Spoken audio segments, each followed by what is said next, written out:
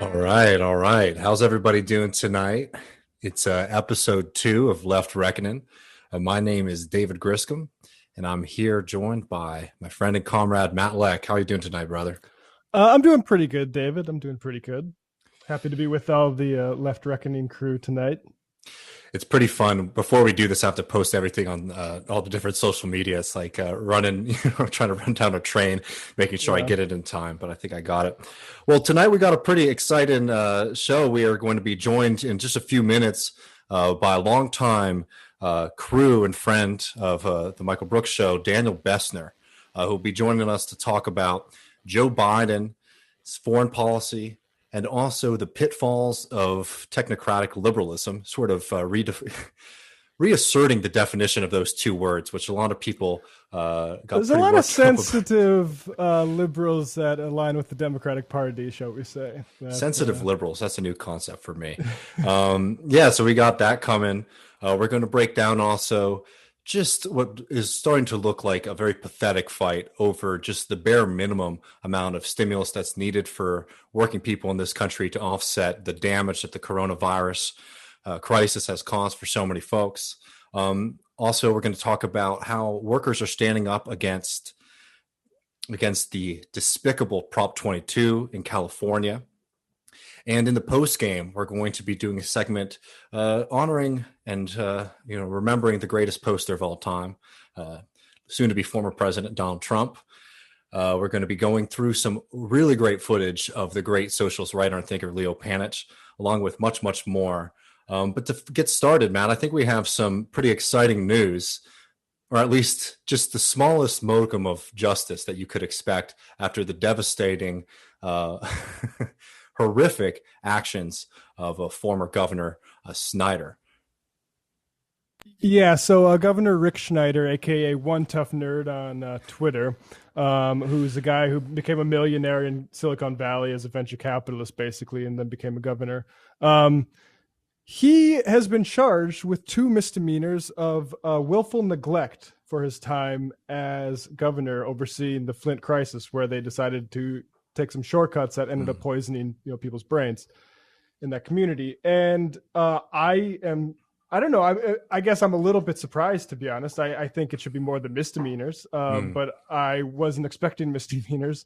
And it's interesting the reaction you have from his lawyers, for instance, saying it's all politically motivated, for instance. Well, it's like, maybe that's why you were so vocal about endorsing Biden. I don't know. There's some self-interest there. And also, Biden should be shamed for, and DNC people, whoever's idea it was to like, hey, let's tout this endorsement, should be marginalized. Well, of course they won't be, but we have a little bit of clip from his, he's live from Genesee Jail Booth number 2 is the governor here. And speaking with the judge, and we'll just show a little bit of this where he pleads not guilty. Oops, let me go back. Any questions by 8:30 a.m. Judge Crawford is all right. Any questions about that? And I have this note here, 29 minutes, 20. Not from the people, Your Honor. No, Your Honor. Yeah, here we go. All right. The next hearing is January 19th, 8:30 a.m. Judge Crawford is the assigned judge. Any questions by either party? Nothing from the people, Your Honor. Just for the record, of course, Your Honor, not guilty charges or pleas on each charge. Thank you. Yes, sir. Better pleas and not guilty. Thank you. Have a nice day, everybody. All right, so that's that. Beforehand, they talk about bail and travel restrictions, and the prosecution asks for him to turn his passport. The judge declines that, and they brag that Schneider's the only governor since one in a while back that actually stayed in Michigan past leaving office. But apparently he has to get permission to leave the state of Michigan now. But I mean, I hope that I'm thankful for the charges. I'm thankful for whoever's in that department that feels the need to do more than just look at the people that you can peg this on, right? The lower level functionaries. It's interesting. The other thing I want to stress though is this is not just Rick Schneider, and this is not just Flint. There's a whole number of different communities that you can find. I have my notes here, but you have. I had a few up here. Sorry, I have too many tabs open. I had a story in Wired, but I think it's gone now. But I mean, multiple. If you just search your community an area, you might have a water problem issue. Yeah. Right. Like these pipes. The issue with these pipes is a lot of them were put in when the American government was actually putting in infrastructure projects like 80, 70 years ago, and haven't been done up since then. There's no doubt about it. I would just add, I did a pretty in-depth gem on this a couple of years ago about the crisis of water privatization in this country. In the United States in particular, you saw during the kind of fetish of neoliberalism and particularly of city governments selling off of their assets, that you saw all of these cities fall into significant risk, not only selling off their water directly so they're no longer publicly owned utilities, but also just bringing in contractors to do the kind of critical work. And if you're a contractor, who's supposed to be doing repair work, it oftentimes is better for you to overlook some of the bigger repairs so you don't have to put in the time and effort to actually adequately maintain these systems. Schneider's absolutely disgusting, but I think it's a good point to make, Matt, that he's, one, not alone. And two, we got all of this ridiculous pageantry from Obama too. Remember when he drank the water in Flint, Michigan, when it was still dirty? And it was one of those things where most of the time incredibly earnest from people using this as a meme, saying things like, "Oh, Flint still doesn't have clean drinking water," and refusing to recognize the complicity too of the Democratic Party, in particular, Barack Obama, in shielding the blame and not dealing with the crisis when they had the opportunity to do so as well. Yeah, Schneider's defense is he was just following the orders of experts, and like I assume that this is something I should have looked up before, but I assume the contracts that those experts are signing limit their liabilities. We also have the story in Wired of Toledo, to name one. There's also one in Iowa and Dukeville. I can't remember where Dukeville's at. But this is regarding Toledo. The Ohio Department of Health estimates that as many as 19,000 children in the state have elevated levels of lead. Children in Toledo tested positive for lead poison at nearly double the statewide rate, according to a 2016 report. I mean, that's the thing, is like, we're not even really treating Schneider as this what he should be treated like, but like it can get too narrowed even if we did, right? Like, I mean, we have a massive, and we're going to talk a little bit later about what Biden needs to do to not get swamped in the next midterms in terms of a positive agenda for people. And it's interesting to see, I forget what his name is, but one of the centrist guys said, yeah, we need to do big infrastructure stuff. It can't just be, this or that. We need to actually like put people to work. And here we go. We have a massive job. I mean, water infrastructure, power infrastructure, the infrastructure needs to be done, put people to work. I think that's 100% right. And I just want to bring up this story too, to just remind everybody, from Pittsburgh to Flint, the dire consequences of giving private companies responsibility for ailing public water systems. In particular, is this company which I'm probably mispronouncing, Veolia, which is a French company, I believe, which has been linked both in Pittsburgh and Flint to just gross negligence. And this comes out of a neoliberal ideology that what you have to do first and foremost is cut costs, no matter what the actual human consequences. And it should also be noted that I don't think that it's an accident that so many people don't trust their public drinking water in this country. When you look at companies like Nestle, which are just basically trying to suck up access to water all across the globe, and in particularly in the United States too, there has been an ongoing campaign to make people think that public utilities just generally aren't safe. And they aren't safe when you mismanage them, right? But there's nothing inherent. I think you can just ride them for multiple decades. Yeah. So it's like, you maintain those systems, but you won't be able to maintain those systems if any kind of public spending is constantly railed against by both the right and the left wing. And this is the actual human disaster, the human cost of those systems is what we're seeing in Flint and in cities all across the country.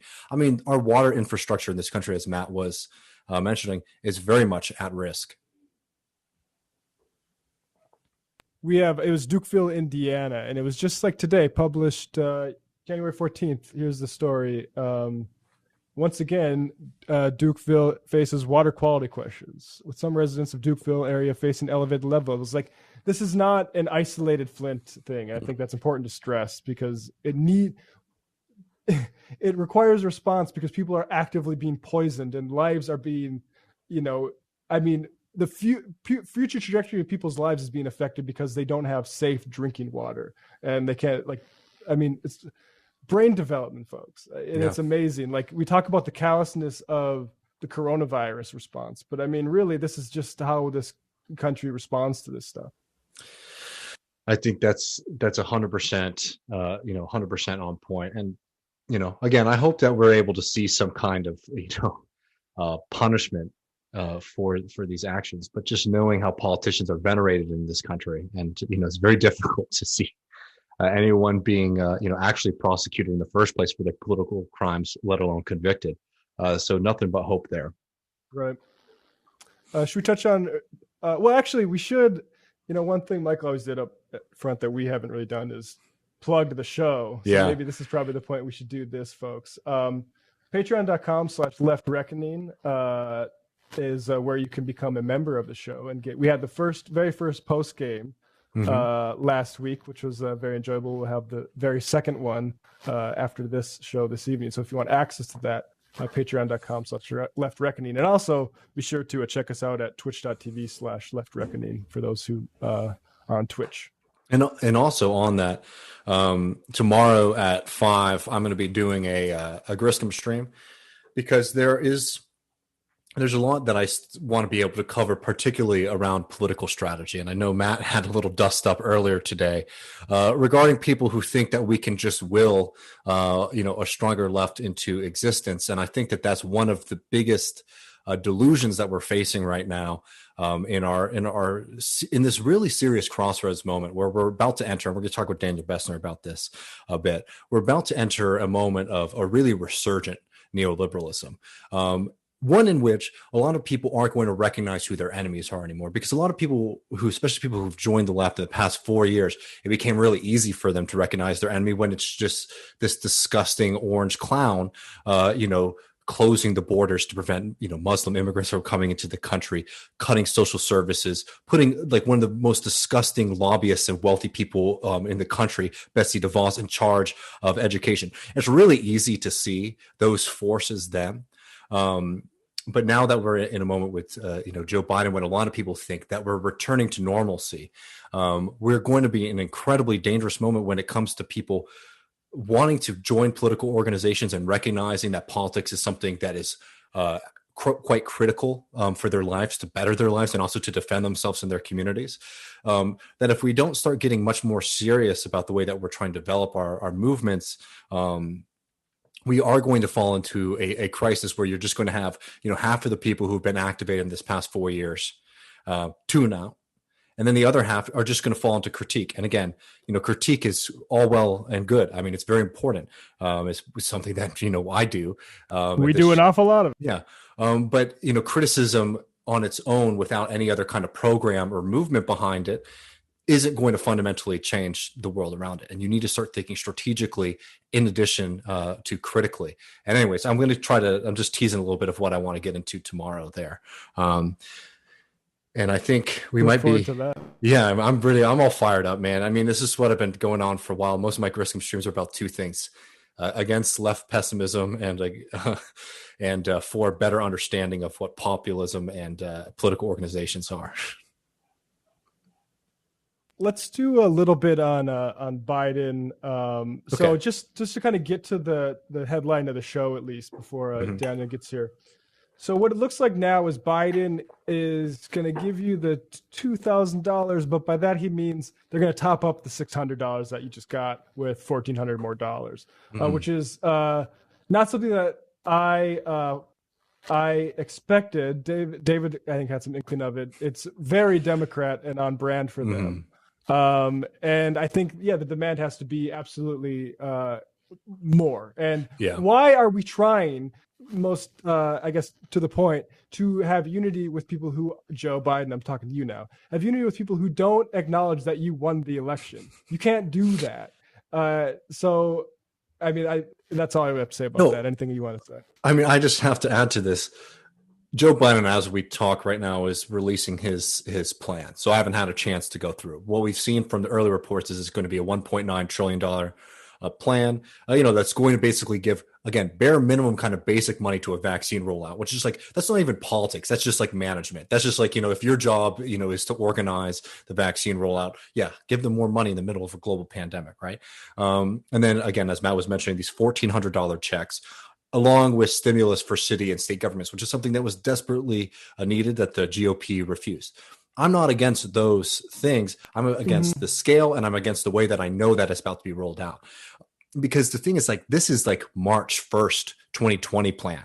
Like, this is what you do when this has just started, and people are still trying to figure out, what's going on. Okay, we have to prepare for lockdowns, whatever. Okay, we're going to give people some money. We're going to give extra resources to, the health system. We're going to give extra resources to city and state governments to be able to provide people the necessary services, right? That's what you do then. Right now, we're sitting in a moment where, what is it? The most recent job numbers, we lost 140,000 jobs in December. So it's going down again, right? Nearly 10 million people. There's a deficit of 10 million people who aren't working, who were at the beginning of this crisis in this country. We are still in the middle of this crisis, right? Not to mention the fact that billionaires in this country increased their wealth by $1 trillion. And that was at the beginning of December. It might even be larger now, right? We are in the middle of this crisis, and we're getting headlines in Bloomberg saying that Joe Biden is planning on negotiating and working primarily with Republicans to make sure that his plan gets through, not taking advantage of the fact that they now control the Senate and the House, yes, by slim majority, but there are plenty of ways that they can put through a lot of necessary plans in this moment. And hell, just ram it through in the sense that, remember, there was a pretty historical event that happened last week with the Republican Party and some of its supporters where they stormed the Capitol. There is no moral authority that the Republican Party has right now to stand against giving people money and taking care of people in a pandemic. So any kind of argument that the first position that the Biden administration should take should be bringing in the Republican Party, doing bipartisanship, which is, again, that's a word when you hear that you should worry, is BS. And it's just a great reminder of the kind of politician that Joe Biden is. He's not a transformative politician. I have one, and it's not operative at all, which is that if Joe Biden wants to pretend like, hey, I'm this reach across the aisle guy, and then immediately when the Republicans say no, crush them, I think that's a good approach. Sure. But that's obviously not one that this leadership is going to take in any universe we're aware of. Let's bring Daniel on. Hell yeah. All right. So while I get set up, joining us now is Daniel Bessner. He's an S-tier TMBS guest. People probably should be familiar with his work. Mm-hmm. He is the Joff Hanauer Honors Associate Professor in Western Civilization at the University of Washington, an intellectual historian of U.S. foreign relations. He is the author of Democracy in Exile, Hans Speyer, and the Rise of the Defense Intellectual, a great book that I actually read last summer. What was that? That makes two of us. You tripled my sales by buying a copy. Let me just give a short pitch. Is like, the Rand Institute intellectual history is great, but people might not know there's a Frankfurt School stuff in there too. There's a wide swath of intellectual history you get in that book. So I recommend that. He's also a contributor to Jacobin and the excellent Foreign Exchanges Substack, which informed a lot of this interview. Run by Derek Davison, which I am a subscriber to. Daniel Bessner, thanks for joining Left Reckoning. Thank you, my two beautiful boys. It's the very beginning of your new venture. I'm so excited and honored to be such an early guest. Thank you so much for having me. Yeah, well, we're happy to have you. I think, it feels very good to have you on. So, to start it off, let's go to a conversation I think we've had similar with you, but the Democrats now are in the position to return to what Biden's been calling leadership, world leadership. We're going to return to this. Talk a little bit about what we can expect from this return to world leadership. Sure. So I think that's one thing that's really important just to understand generally is about the foreign policy bureaucracy is actually not as institutionalized in a particular way. And in the sense that once a new president comes, they write a memo, literally a memo, and that is supposed to kind of lay out how they want foreign policy to be undertaken, like who's going to be most powerful, who's going to be responsible for X, Y, and Z. So in some sense, we just fundamentally don't know what that memo is going to look like, right? What responsibilities X or Y is going to get. There's an incredible amount of discretionary power, particularly in the executive. So be that as it may, I just want to make that, maybe there's some wacky memo that's coming that we don't know what'll happen. But so I just wanted to get that out of the way. But the thing is, you also have to examine, like, what is the president himself? What are they doing? What type of president is Joe Biden likely to be? Is he likely to be someone who is going to be very involved in the details of what's going on in his administration? Or is he not likely to be someone who is going to be very involved in that way? My prediction is that he's probably not going to be someone who's particularly involved in the details. One, because he's never really been that sort of politician throughout the duration of his career. And two, he's obviously experiencing some form of cognitive decline. And that cognitive decline is not going to be improved with 5,000 things coming at him every day when he's president. So I imagine a lot of the foreign policy, which is not going to be at the front of his mind, is going to be undertaken by a lot of his appointments. So the question then is, who is he appointed?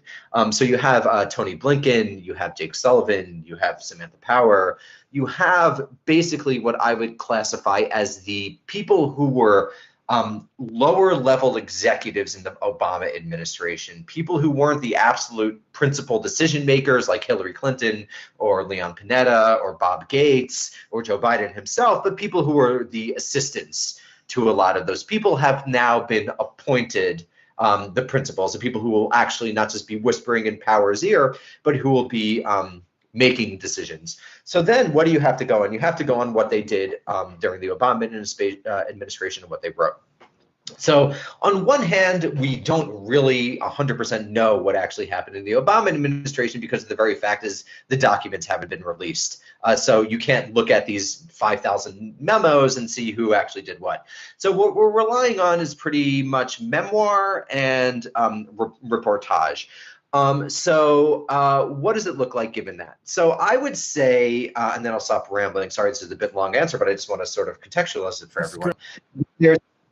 Perfect. So there's a difference between the first Obama administration and the second Obama administration. The first Obama administration was more willing to use force and to basically abide by the traditional status quo of American foreign policy.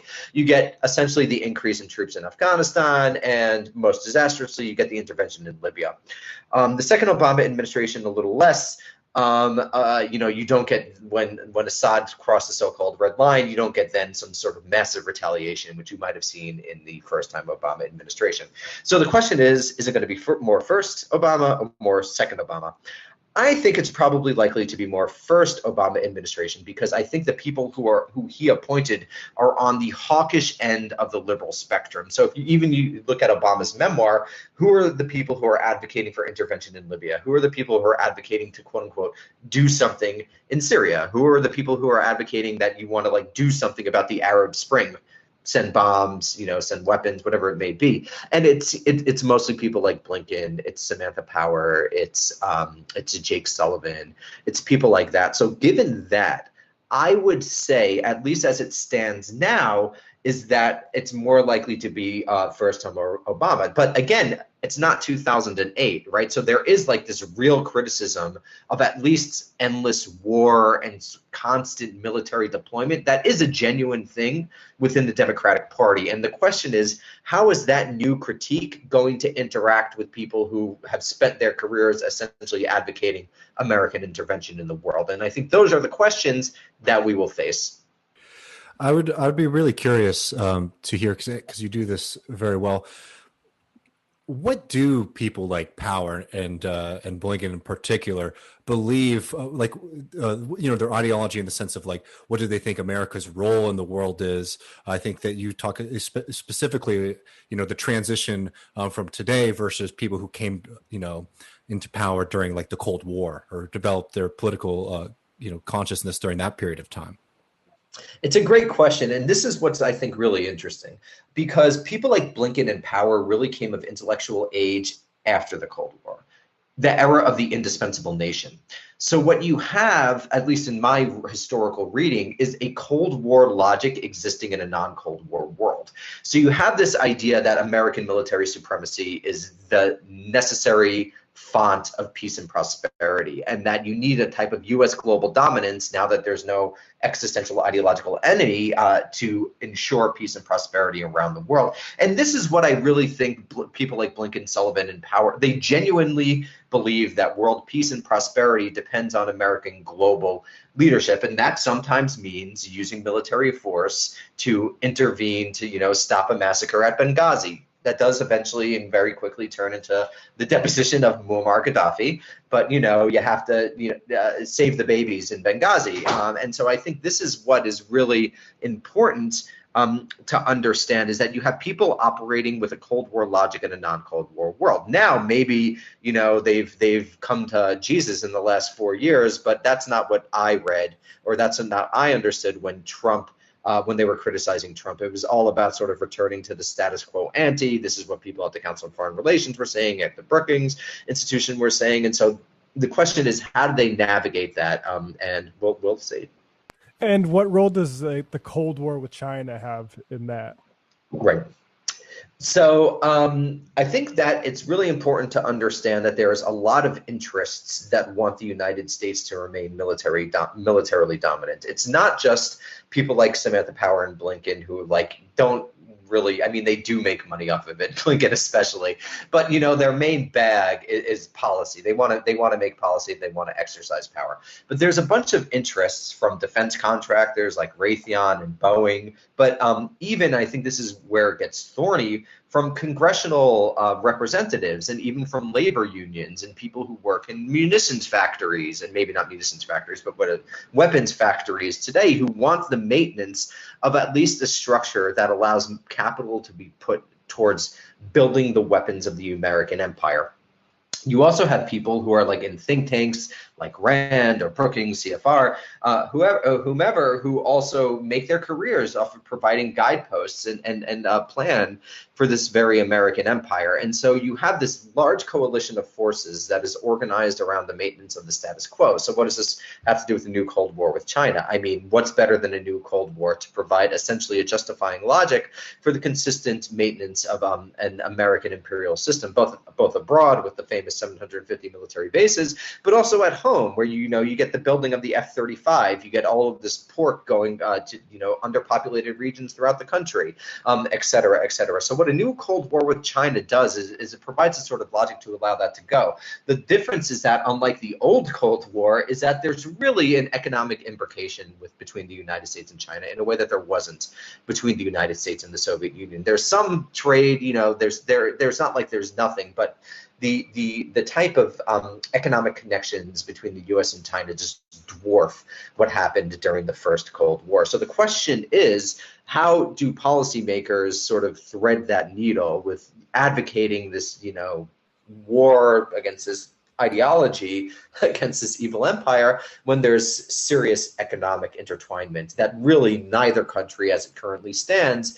is able to walk away from without devastating consequences. China still wants to continue to develop. It still wants to continue to improve its middle class, especially because at this point, when there's no one who really believes in the CCP any longer, the Chinese, the party itself and Xi himself, their legitimacy rests on expanding the middle class. So they can't really just detach from the United States. And similarly, the United States for decades now, and we see this in sort of the emphasis on consumption, it's a consumer society. And the only way that we're able to consume as much as we do is because of countries like China and their ability to produce cheap goods because of their awful labor conditions, et cetera, et cetera. So they can't really separate. So then what does that mean for a new Cold War? And I think we're going to find out.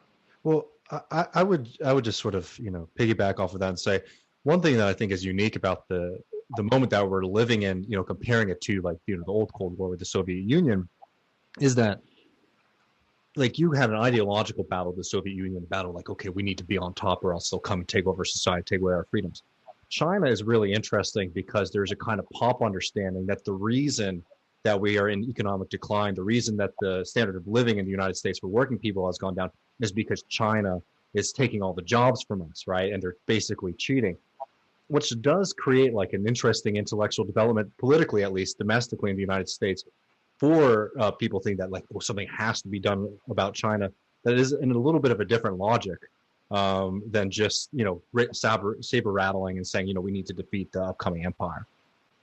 Right, because there's a real constituency here that more or less believes that their own degraded economic position is directly linked to China. Yeah, it's China, it's not globalization, right? It's not like the United States' role in undermining these systems across the globe. It's actually just China.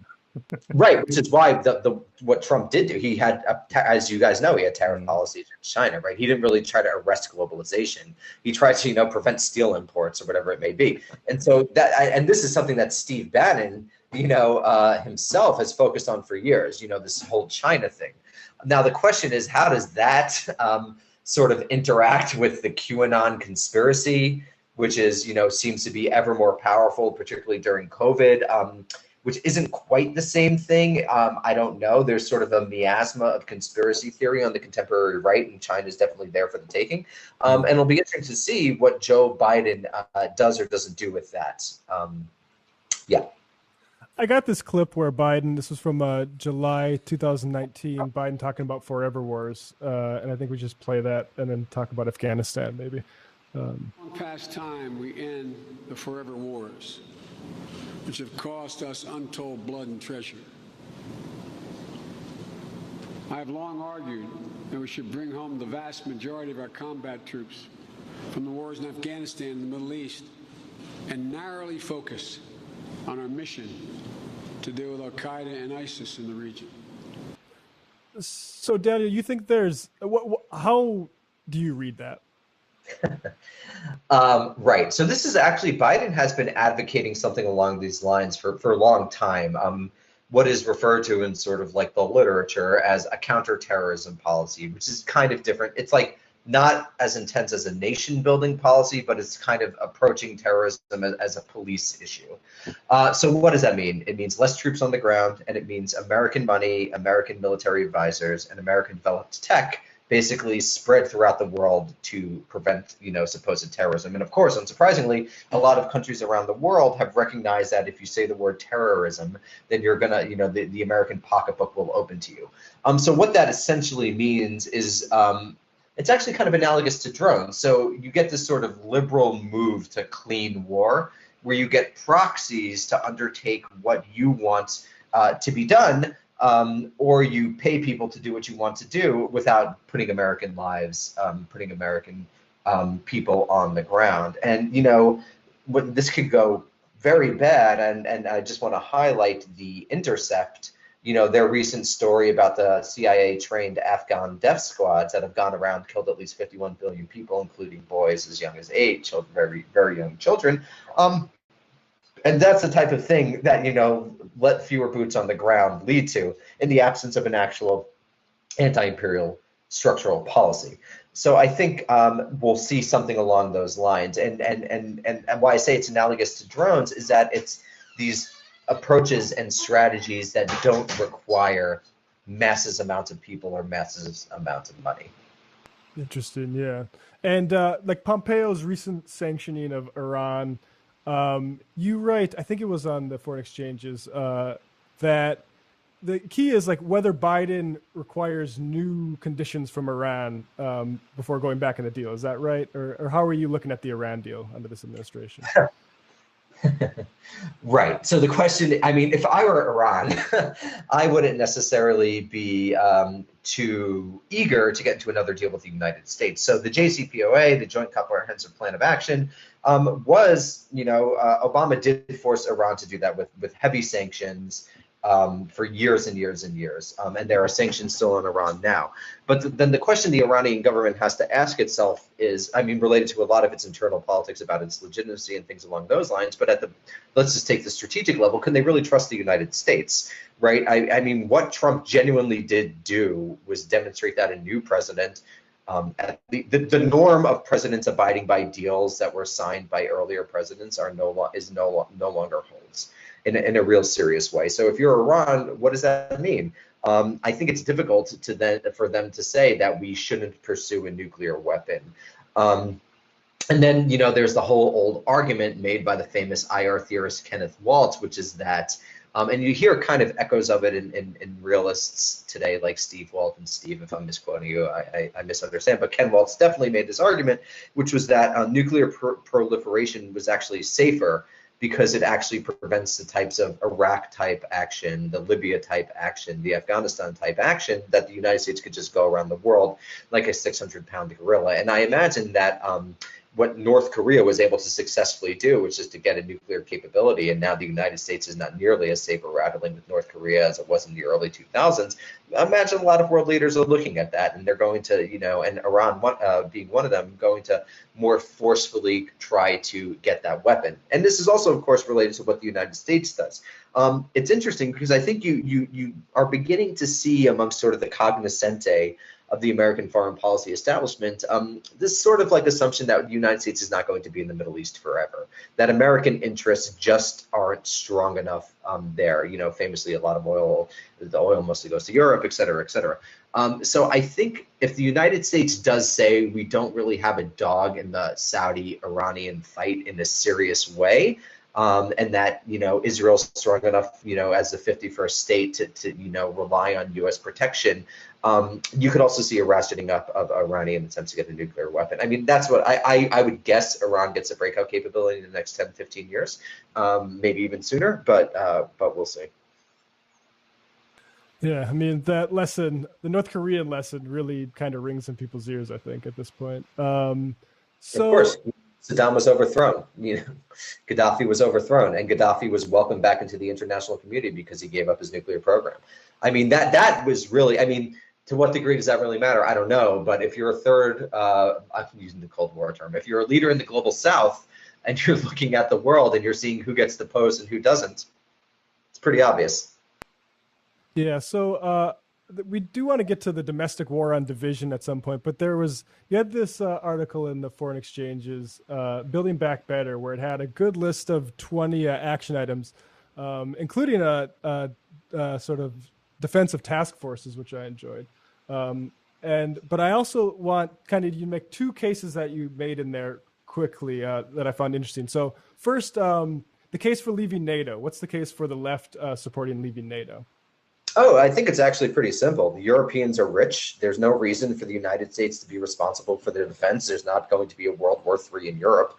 They also know what's going on in their region better. And I just think that, this is my philosophical issue. People in their homes and their regions know better than the United States what should happen in those regions. And so I think that's number one. And again, the United States it's not 1945. The United States does not have to pay for Germany and France's defense. Right, and then they were also very mean to our boy Donnie. Very, very cruel to him. Very mean to our poor Donnie. And then the other one, the case for boosting resettlement for migrants and refugees. Right. So this is the question the left always gets. Right. This is what Samantha Power will ask you. How dare you not defend democracy when it's under threat in Hong Kong or the Uyghurs, a general horrible human rights abuse is happening in Xinjiang, right? That's a legitimate thing. The left should not just wave, in my opinion, the left should not just be like, we can't do anything, so forget about it. There's a moral case to be made that we should be against concentration camps regardless of where they are. So then the question is, what do you do, right? If that's a genuine moral problem, what do you do? And my answer is that the only thing that you can morally do as an ethical leftist is basically welcome in as many refugees as humanly possible, give them capital in order to resettle in this country. It's a gigantic country with a lot of space. And if you wanted to be really, clever about it, why not link that resettlement to a jobs programs for American citizens and help, pay them to help these people resettle so they don't view them as people who are going to take their jobs. And I just want to emphasize, a little bit behind the curtain, this was actually something that I had sent to the Bernie Sanders campaign. And so, it was like, what are your, big pie in the sky ideas? And so this was a curated list of that with a little more explanation here. So that's what I was, thinking. Yeah, I'd recommend people check out that full list. Do you mind if I ask you a question off the cuff, Daniel? Of course. When it comes to something like, the question of like the Uyghurs, I think a lot of people on the left who consider themselves to be like anti-imperialists or anti-interventionists have a really difficult time with being able to hold those two ideas in their head at once. It's like, one, that, there are actual human rights abuses that are going on the world over, but also the United States shouldn't invade them. And I think particularly what a lot of people who like are deniers, because that is something that I think is significant, at least on the online left. It's like there's just a reaction. If you hear about something bad that happens in another country, you just say it's a psyop. And I think it comes out of a genuine fear that if people on the left acknowledge any of these things, then it gives ammunition to the right or to like the hawks. Is there any good pushback that you can have other than just like the moral cases, like, hey, let's not deny basic human rights abuses by using political calculations to which ones we're going to accept and which ones we're going to deny?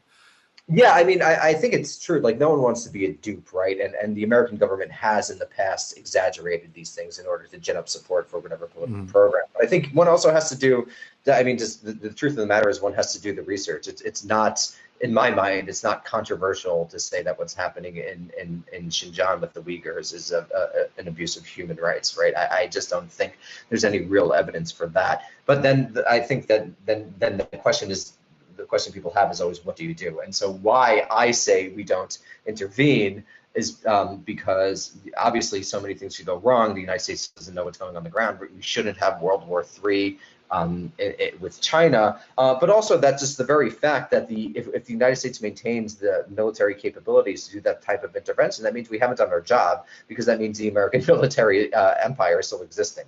Right. So the problem is, if you are genuinely anti-imperialist and you genuinely want to get rid of this global basing structure, you can't simultaneously also have this sort of intervention policy, regardless of what it may be. And the thing about people who get conspiratorial, I mean, the truth of the matter is you do want to be aware that you don't want to be tricked by the American government, but you also don't want to go to the other side, which is to deny things that are plainly happening on the earth. One, because that's intellectually dishonest, and two, that's not going to win over many adherents to the left-wing position.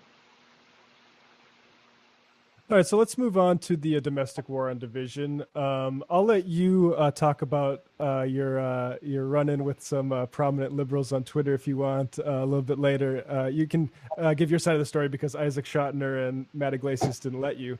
I first want to play this clip of Alyssa Slotkin, former CIA analyst and now a representative, saying a lot of things I don't agree with, but I'm interested by the idea that now the post 9/11 era is over. And I'm just curious what you think about, as we enter the new era, what you think that we need to be on guard for in the post 9/11 era. Can we just accept that the post 9/11 era is over? We are in a new era, right? We had a generational event with the infiltration of the Capitol, and the era of the primary threats to the United States being external. Right? Threats coming from abroad, from foreign terrorist organizations, from China, from Russia, they're still serious. But the single greatest national security threat right now is our internal division. It's the threat of domestic terrorism. It's that polarization that threatens our democracy. And we've had a visual representation of that 2 days ago. Yeah. So, Daniel, what do you think about this? Oh, it's brilliant. So I mean, the security state and people like Alyssa Slotkin, who've made their careers within the security state and have so imbibed its logic, has been very successful in sort of rebranding itself over the last 70 years. I know you guys know this, but perhaps people don't. It starts with a genuine anti-fascism, but that quickly morphs into what I think is a less genuine anti-communism. And when the Cold War ends, that morphs into something else. This is the era of Samantha Power and people like Tony Blinken, where the United States is going to stop genocide around the world and ensure the Holocaust doesn't happen again. And it's actually pretty interesting. just look at it. I know you guys are into culture stuff too. Like, why does it happen that Schindler's List is made in 1993? Why is the U.S. Holocaust Museum opened in 1993 or gets started planning in the mid 1980s? Why is Saving Private Ryan made in 1998? Because I think you see an effort in the 1990s to justify the existence of the American empire in the absence of an existential enemy. I'm not sure that would have succeeded, but luckily for the security state, 9/11 happens, and so you have another existential enemy, this time jihadist Islam, and then you very quickly get the morphing of Islam and fascism, right? With Jonah Goldberg's famous book, Islamofascism, and things along those lines. And of course, Saddam Hussein was famously referred to as another Hitler. So you get sort of these old tropes being used to justify the continuation of the security state. And now you're getting that a little bit with China. And what you see, what Slotkin is doing is basically trying to provide another articulation of a security logic that would justify the continued existence of all of these structures by pointing to domestic terrorists, right? She's saying now this is the apocalyptic struggle with QAnon, I guess, and that you have to, devote all of these security resources to guaranteeing that these elements of society aren't allowed to flourish. And while I would admit that the far right is absolutely a problem, and we can get into this a bit more, I think it's a real concern about leftists should have a real concern about inflating threats to the degree where they serve as functionally, and I don't mean this in the literal sense, but what people used to term fellow travelers as some function as essentially useful idiots for the security state. I think we have to be on guard about that, especially given the power that the state has accrued in the last 2 decades. It's really incredible, again, especially given the technological capabilities that the U.S. government has access to. And it was just like, it was really frustrating to see over this past week, just like the giddiness that a lot of people were having watching the security state, particularly people snitching to the FBI, adding the FBI, which one is hilarious, to think that like the FBI is gonna be like, oh, I wasn't going to arrest this guy, but I got a tweet from, whatever. 10,000 likes on that one. We better 10,000 likes. Oh, I'm going to go arrest this guy. But just like the idea that that'd be something that you would want to do would be to participate in any way, even as a joke, with this horrendous organization is something that I do think is particularly worrying. And this whole idea that like, the problem with the United States and the problem with the far right, I would have to argue, is not a lack of laws when it comes to the activities that the far right, gets into. Yeah, I mean, I think that's absolutely right. And I don't think any new laws or any expansion of the security state will effectively attack the cause of whatever the events of January 6th were. Yeah, I mean, just to simplify, we don't need to get into really like the QAnon from the fascists, like, a stolen election requires a nonviolent response. Like, just by that logic, I think we don't have, Biden didn't steal the election though. The problem is the lies about the stolen election. So I think the over focus on like the people, like, look, they suck. I hate, like the people that brought guns, like, I think they're like, they do whatever at any point in history, the worst thing, right? Whatever you want to call it. But like, fundamentally, if you have a Republican Party that's saying this election is not legitimate, like, you can't counterterrorism your way out of that problem. Mm-hmm. No, and also, like, I think it's important to actually, it's fun. Whenever I talk with people who disagree with me with that, I'm like, all right, take me through the 5-step program of the far right taking over the republic.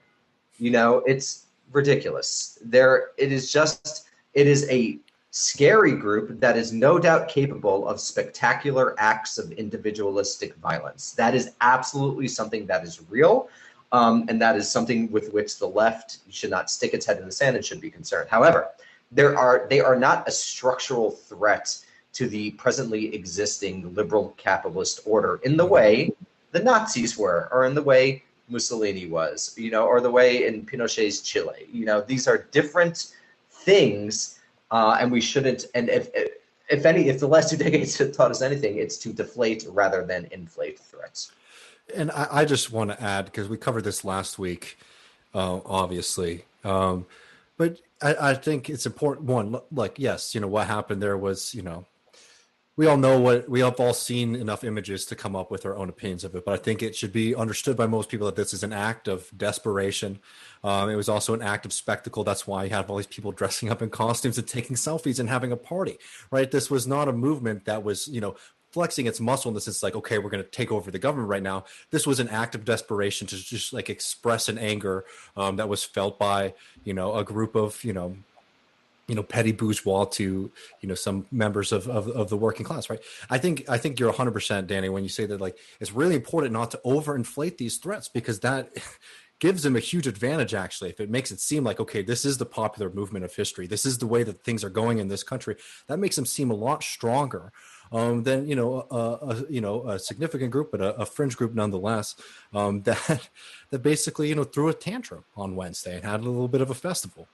And this is why people got really mad at me, because what I think I had a tweet where I said, like, liberal technocratic imperialist liberalism is still the most dangerous threat. And what I mean by that is that the current constellation of forces in this country that actually hold power are the presidential administration that is about to take power in a week, but also the sort of bureaucratic security state, these unelected bureaucrats, these unelected officials who genuinely believe in American world leadership and, American domestic surveillance as crucial to ensuring that the safety of the republic. And this is just going to embolden them, allow policymakers to just let them do what they do, and basically have the liberal elite, as it has done since 9/11, just sort of roll over and say, in the battle between civil liberties and security wins no matter what. And I think this is what that discussion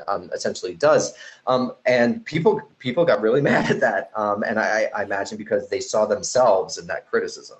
I could only imagine. But I just have to say, I did offer Matt Iglesias and Isaac Chotiner the privilege of being interviewed by me. They both declined. They don't want to get pushed on these issues in any stretch of the imagination. I feel like such a Ben Shapiro tool doing it, but you got to play on the playing field of your enemies. I think the picture tweet is cowards. I got into it with a guy with 10 times my following tonight, and you know what I did? I actually quoted a tweet of his, and I engaged with him, because that's what men do, Isaac Schottener.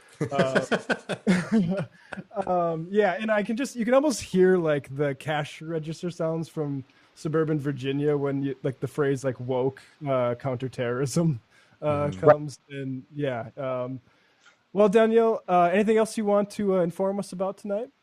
No. Just I wish you guys best of luck in what will no doubt be a successful endeavor. And thanks so much for having me on.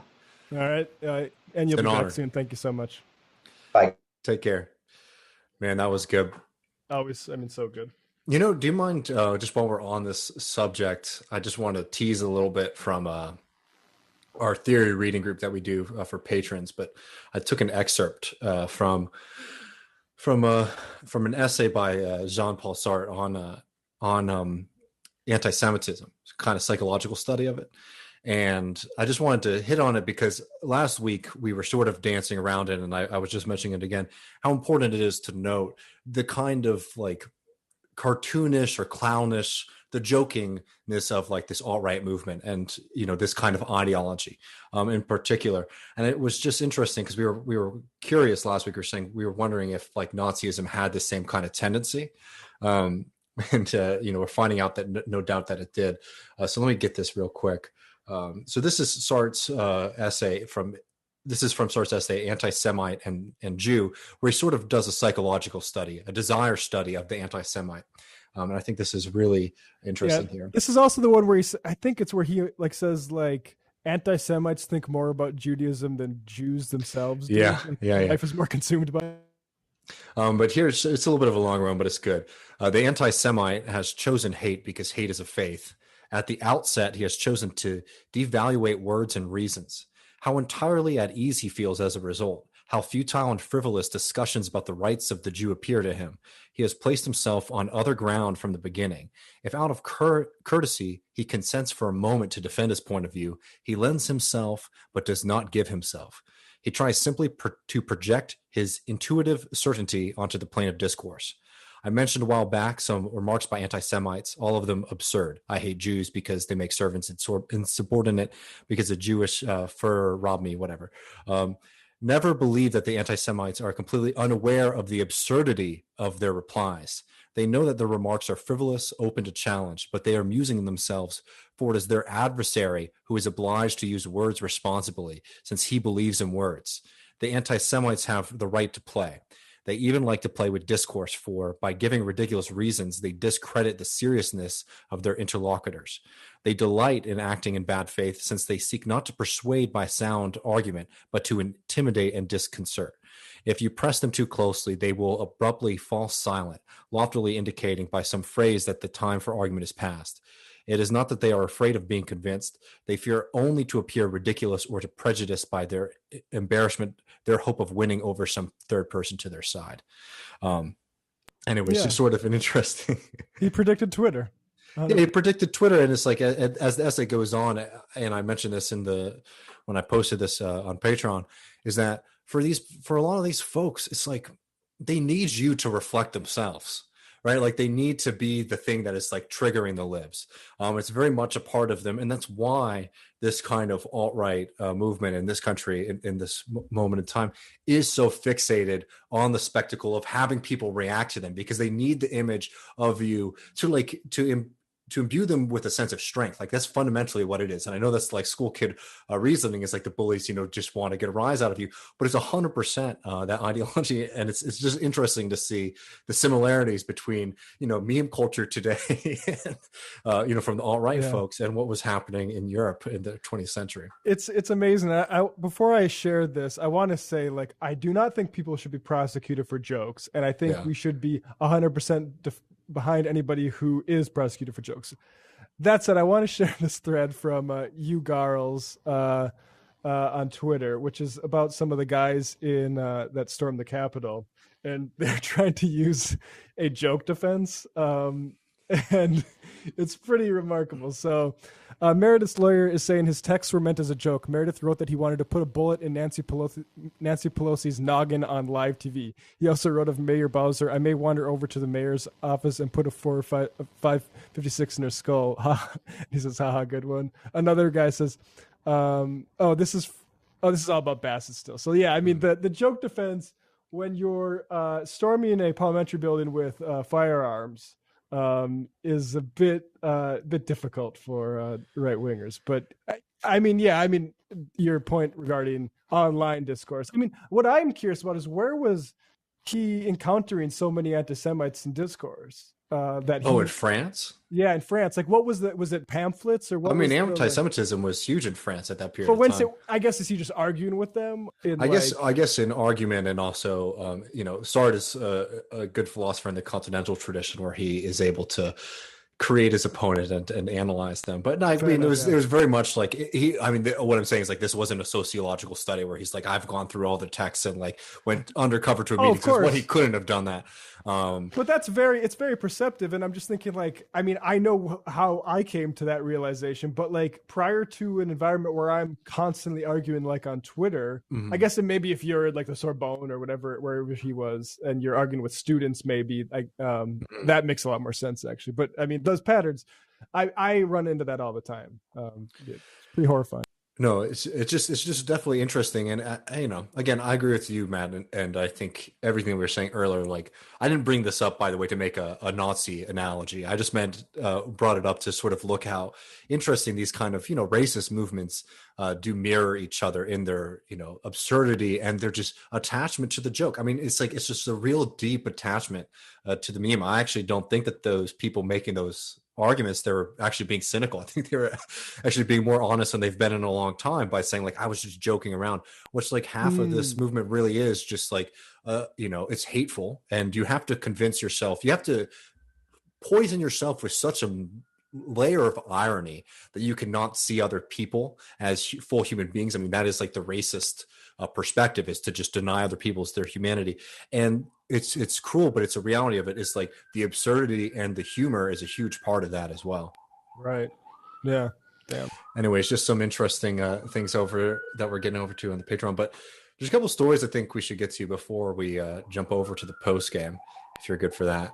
Down for that. Particularly, I wanted to reset here for a second and talk about what's going on in Indian country. In particular, what has just happened, and this is, as we were talking about at the beginning of the show, this is not unique to this one story. This is something that is going on across the country, which is just the complete and utter failure of the United States government to provide for its citizens in this coronavirus crisis, but also really devastating how much the United States government has failed Native peoples during this crisis. So in New Mexico, a hospital that was run by the federal government, run by the Indian Health Service, has cut back services drastically, meaning for many Pueblo Indians, they have to drive hours on hours to get just basic care, let alone the kind of care that they need to deal with COVID. And that's at a time when positive rates for COVID are almost double in Indian country what they are in the rest of the United States. And look, this is 100% a result of the Trump administration and what it has done, and its failures and looking out for people as human beings. But these are structural crises that have been developing for a really long time. And what Matt's putting up right now is something that is incredibly devastating about this story, which is not only are we facing this loss of just life in general, which is devastating, but there has been a severing of connection between younger people and the elderly. And in the Native community, that is quite devastating when you realize that so many of members of the elder community are some of the few fluent speakers of their languages, some of the few people who are able to maintain, traditions, and also historical record, and people who have just the basic kind of human knowledge, let alone the actual just human connection of people in your family and your community and not wanting them to die. This has become a serious this is a medical crisis and economic crisis that is also now becoming a cultural crisis. And just to mention really quick about what's happening in New Mexico, this is the result of underfunding and bad management for years upon years, long before the coronavirus hit.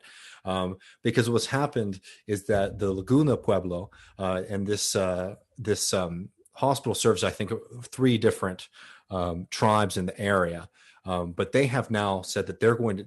They had a couple months ago, I would think at the beginning of 2020, had said that they want to take their share of federal funding that goes into that hospital to run a health clinic on their own lands, because the United States run health service was so inadequate before even the COVID crisis, and it's only gotten worse.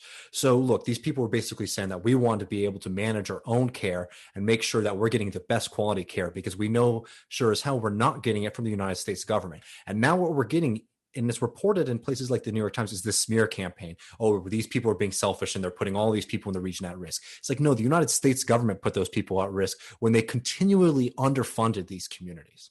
As I was saying earlier, it's like, it's devastating to see the severing in communities. And this is not just happening in New Mexico. It's happening in the Dakotas. It's happening all across Indian country. There's no doubt that this is caused by the subpar healthcare system in this country, but also years of poverty that were caused by broken treaties and forced economic neglect. I mean, people are forced out into parts of the country. A lot of these reservations are constantly under challenge from the United States government whenever it's discovered, oh, there's some, there's something worthwhile here. Oh, look, there's some mineral resources. Oh, actually, now that we're looking at your map, it doesn't seem like, your reservation covers this silver mine or this uranium mine, and we're actually going to come in and force you out. I mean, it's just devastating to see the small slivers that people have been forced into. And whenever there's an economic opportunity, there's always, a move back from the U.S. government. Like, so these are long time crises that are culminating in just this horrific moment where people are losing, their elders. And like those elders saw, like, it's not just like the Black Hills 120 years ago. A lot of those elders, like of the Lakota, for instance, would have been there when, like, say, Kennedy came in his one visit to the Dakotas in the 60s to announce we're going to, flood a lot of your lands. I mean, he wasn't talking to the Native Americans. We're going to flood, we're going to install hydro projects that are going to flood Native lands. And basically every place we put up a dam on the Missouri River. I mean, obviously, like that political information is interesting for us from a selfish reason. And, I don't want to stress that all of the knowledge that is being lost is like this horrible, there's a lot of culture that's being lost too. But related to this Indian Health Service stuff is the story that also came out yesterday. Frontline, I think, did a documentary. Judge rules U.S. Indian Health Service must disclose sex abuse report. And there's this guy who, Dr. Stanley Weber, and the Indian Health Service, which provides health services to 2.6 million Native Americans, claimed that the report was basically medical privacy. The report, this is a quality assurance thing. We can't give it to you. But of course, it's not that. It's one of the lawyers says, it's basically entirely exclusively an assessment of Weber and other sex crimes and the bureaucratic failures that let their conduct go unpunished. Now, sex crimes against Native Americans particularly is just, that's something the U.S. government does. Like, you look at the way missionary schools, the dark history of those, wherever they've been, wherever they were, comes with this kind of abuse. And that still in 2021, we have a guy who's being protected by a government agency that's supposed to administer their health. And he's everyone knows Jim Jordan is an asshole, right? But what the fuck's going on at the Indian Health Services? No doubt. Disgusting. And I just wanted to piggyback off of that too, and mention that this is from that New York Times piece that we put up a second ago, just like the real humanity of people in the tribal nations and what they've been doing. Navajo women started a campaign to deliver meals and sanitizer to high desert trailers and remote homes without running water where elders have been left stranded. They post cardboard signs in their windows, green for okay, red for help. In Montana, volunteers led by grocery store workers, put together turkey dinners and hygiene packets to deliver to Blackfeet elders. And also, in Standing Rock, the Standing Rock Sioux, because of the failures of this government, had to create their own contact tracing teams after the North Dakota and South Dakota governments failed to track the virus. It's just a constant fight, again, to get this kind of basic health care.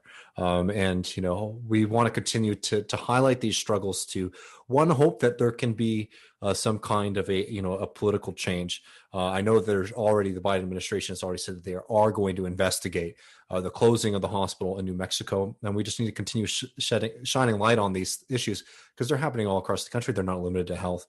But the United States has a deep moral obligation to make sure that they are at least fulfilling their treaty obligations. And I would argue to exceed those for the historical wrongs that have been done there. Absolutely. So before we get to the post game, I just want to update people on at least what I'm seeing. We're going to suss this out more in the break before the post game. But Jeff Stein reporting some good, Bernie Sanders statement. President-elect Biden has put forth a very strong first installment of an emergency relief plan. A first installment. So Bernie there saying we're going to get two stabs.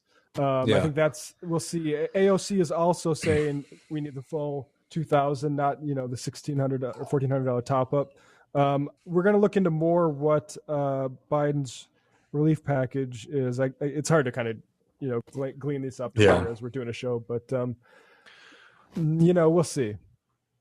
No, exactly. We'll definitely get to that in the post game. And before we jump over, I just want to get this in the main show real quick. Just an update, real briefly on Prop 22, because it's an interesting story here. Obviously, Prop 22 is one of the most, I think, is going to be one of the most long-lasting events of 2020. Just what that has done for labor law and just the huge victory that these corporations, Uber and Lyft, among the other gig corporations, got. But I want to start with some good news here, because we all are looking for places to fight, and this is a huge opportunity to continue the fight against Prop 22. A group of, actually, let me put this out for everybody, but basically there is going to be a significant legal challenge against Prop 22. This is in The Verge. Uber and Lyft drivers in California sue to overturn Prop 22 ballot measure. A group of Uber and Lyft drivers in California filed a lawsuit Tuesday in state Supreme Court to overturn a ballot measure that allows the companies to continue treating its workers like independent contractors. The drivers claim that Prop 22, which was approved, blah, blah, blah, everyday rideshare drivers like me struggle to make ends meet because companies like Uber and Lyft prioritize corporate profits over our well-being. With Prop 22, they're not just ignoring our health and safety, they're discarding our state's constitution. So the drivers are challenging the constitutionality of Prop 22. They're being supported by the SEIU, the California Labor Federation. So that's an exciting development, and hopefully we'll be able to see some kind of pushback, because everyone knows who listens to this show, one Prop 22 is an absolute disaster, and it was a bill that was essentially bought by Uber and Lyft, among other corporations, who pumped in over $200 million into it, which is just unheard of sum for a ballot initiative. Yeah, I saw this great reply to a tweet here on this topic from a driver, or someone identified as a driver. So Jathan Sadowski, so not shocking that Uber and Lyft lied. Oh, sorry, they strongly implied about not raising prices if Prop 22 passed. They planned on activating the next phase in the monopoly playbook this whole time. Dirty Hippie writes, I'll go one further. As a driver, I saw better pay in the months leading up to the vote, and riders were being charged more. The fear of more expensive rides was leveraged, and recency bias affected vote for sure. Drivers thought less pay, riders thought more money. Which is like, I mean, I would love to see more reporting on that, because that seems like exactly the type of thing you would do if you had this amount of data to basically game your workers. And this amount of data to basically, set the table. To give people kind of perspective as to what their future is. And yeah, as y'all saw in the tweet, despite the fact that Uber and Lyft ran on this idea that if they don't pass Prop 22, they're going to have to increase prices. Well, they get what they wanted. They spent $200 million to get that. And guess what? They continue with their plans to raise prices. It's going to be higher prices for rides, and also higher prices for things like Uber Eats, which I think they're increasing by like $2. So again, like, these companies make so much money off of the backs of all of these workers, and they profit immensely from this kind of shift that they're doing to try to change the way that we categorize workers.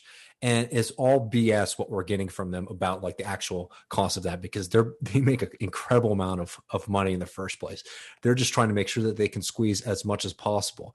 And not only does this environment affect the workers who work directly for those companies, we're also starting to get reports that now that Prop 22 is in effect, that people in other industries who aren't gig workers are losing their jobs. Because let me tell you one quick thing about capitalism. All workers, because the way that the system works, it makes working people compete against each other for jobs and resources. And you have to compete for those jobs and resources from the people who own everything, right? And the people who own everything in the system are always going to go for the cheapest labor that they can get.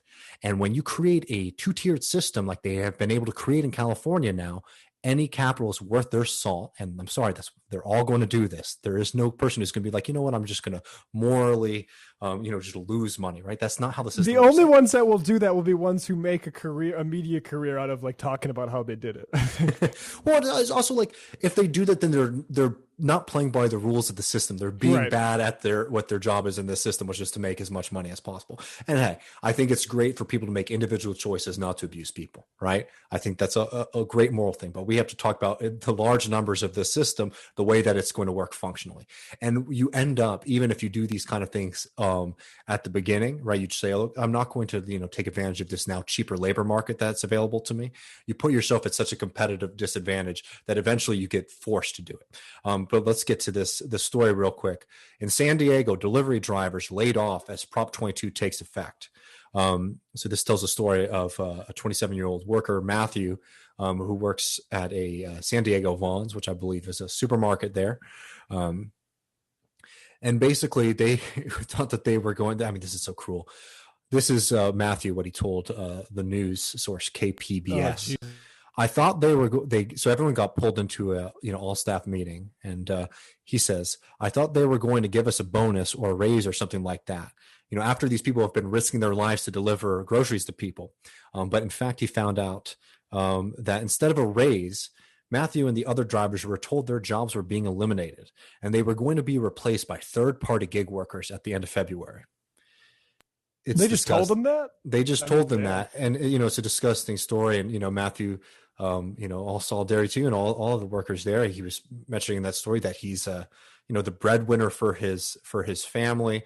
But it's exactly how these corporations are going to operate. Now that they have access to cheap labor, and now that you've created a gig economy, right, that can cover so many different kinds of workers, of course, these corporations are going to move away from treating people like employees, right, which was already precarious enough.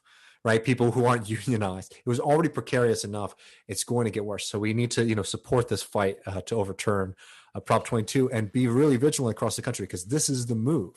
I talked about in a Jackman video that went up earlier this week and I talked about this on the show too, the new rules from the Department of Labor, what they're doing to basically, kneecap front of the house workers in restaurants. The new way that capitalists are trying to squeeze from workers is to reclassify working, who is a worker, and try to reclassify them as independent contractors, because that means that they can just negate 150 years of labor organizing, and we have to be really vigilant about that. Yeah, it's very disgusting. Yeah. Well, folks, I think we're going to reconvene in another 40 minutes for the post-game viewers. Patreon.com/leftreckoning if you want access to that. And until then, we will see you next week. And check out David's stream theory. That's stream tomorrow on YouTube, right? Yeah, stream at 5 Eastern. And actually, we should just talk about this real quick.